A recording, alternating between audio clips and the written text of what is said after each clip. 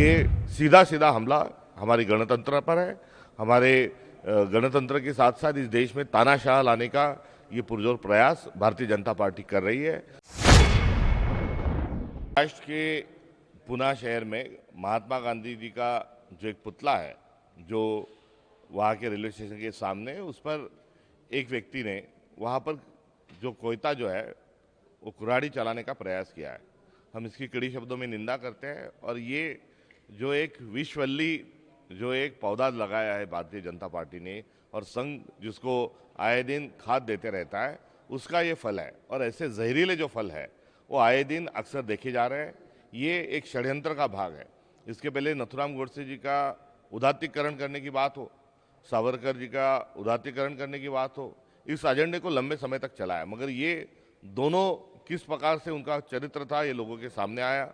उनका अभिव्यक्ति और उनकी जो व्यक्तिमत्व है वो किस विकृति में से कूट कूट कर भरी थी, ये लोगों के सामने आया।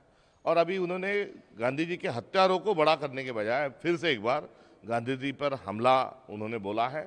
इससे पहले हर 30 जनवरी को महात्मा गांधी के शहादत दिन के अवसर पर उनको गोली मारी जाती थी, उन पर छुरा चलाया जाता था। कई इस प्रकार से कृति और वक्तव्य करने वाले व्यक्ति को उन्होंने लोकसभा का सदस्य बनाया। अब ये गांधी को मार मार कर भी गांधी नहीं मर रहे हैं, ये देखते हुए उन्होंने अपना एजेंडा बदला था और कहीं ना कहीं नथुराम गोडसे, सावरकर को इनको बड़ा करने का प्रयास किया था। मगर अभी सार्वजनिक सामाजिक समझ इस तरीके से हो गई कि ये विलन थे, ये पूरी तरीके से साबित हुआ। अब फिर से एक बार उन्होंने अपना जो मोर्चा है ये गांधी के उनके विचारों पर और उनके पुतले के माध्यम से जो चलाया है उसका एक षड्यंत्र है। वही नाम का एक गांव महाराष्ट्र में है जहाँ से विश्वकोश की निर्मित हुई है।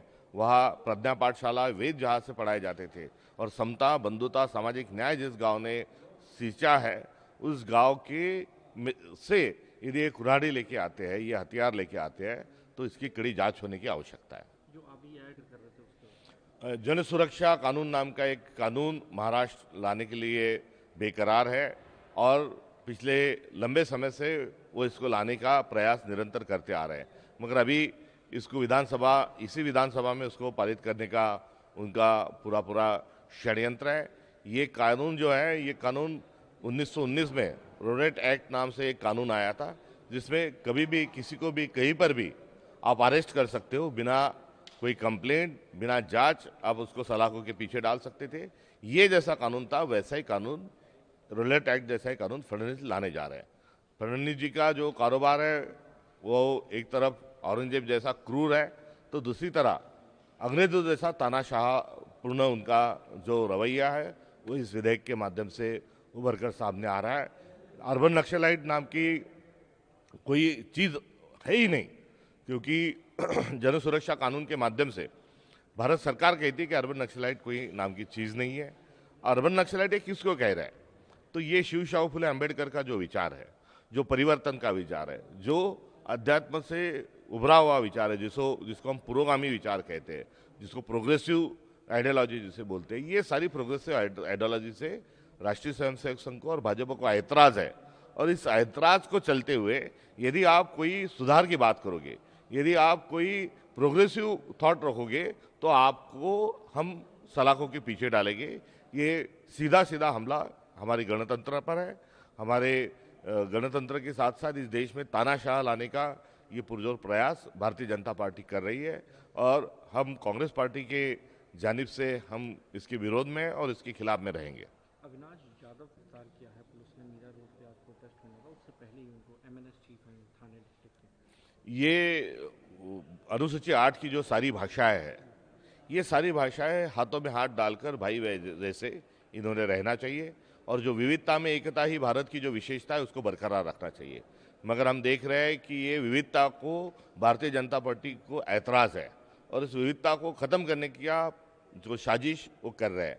हिंदी जो है, हिंदी को लेकर कोई विरोध का कोई कारण नहीं। हिंदी जो है ये अनुसूची जो 8 है उसमें 22 भाषाओं में एक है, मगर हर मामले में हिंदू मुस्लिम, हर मामले में भारत पाकिस्तान करना, ये भारतीय जनता पार्टी का एक एजेंडा है। और इसके चलते वहाँ हर मातृभाषा का सम्मान है, केवल मराठी का नहीं, अन्य मातृभाषाओं का भी सम्मान है। जिनकी हिंदी मातृभाषा है उनका भी सम्मान है।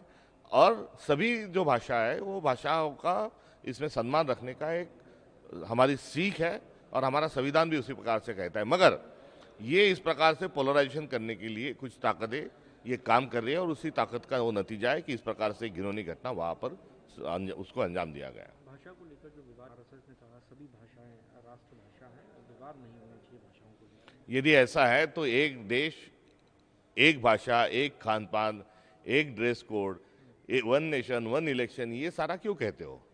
और यदि आप सारा कहते हो तो दूसरी तरफ आपका जो फिलोसॉफिकल बुक है बंच ऑफ थॉट, उसमें आपकी जो फिलोसॉफी है वो गलत है, वो कह दो, एक बार बंच ऑफ थॉट जला दो ताकि आपका जो कहना है वो हम सच माने। निशिकांत दुबे ने जिस तरह से कहा कि ठाकरे ब्रदर्स में तो वो उर्दू बोलने वाले यूपी बिहार के जो लोग हैं, ये दुबे जो है वो भारतीय जनता पार्टी का पोलराइजेशन का जो एजेंडा है, उस एजेंडे को वो हमेशा हर बार वो आगे लेके आने का प्रयास करते हैं। इसलिए भाजपा, भारतीय जनता पार्टी ने उनको सहज के वहाँ पर उनको रखा है। तो उनका काम ही है कि पोलराइजेशन करना।